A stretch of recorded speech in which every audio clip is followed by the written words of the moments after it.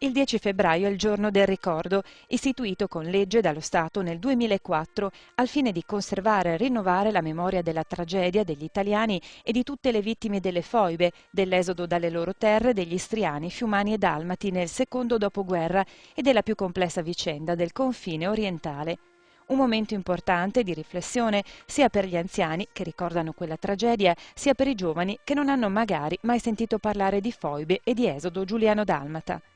Nell'occasione della giornata, l'Associazione Nazionale del Friuli Venezia Giulia e Dalmazia ha reso noto uno studio che individua in oltre 1 milione gli italiani che annoverano tra i loro ascendenti chi è stato protagonista delle vicende che alla fine della Seconda Guerra Mondiale hanno segnato il destino di Istria, Fiume e Dalmazia.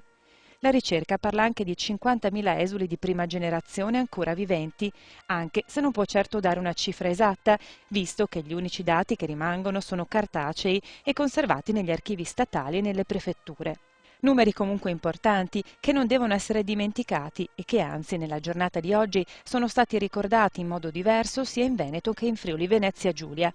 Noi siamo stati a Padova, dove alla cerimonia ufficiale, in via eccezionale, hanno partecipato assieme i giovani di destra e di sinistra, accanto alle autorità civili, religiose e militari della città.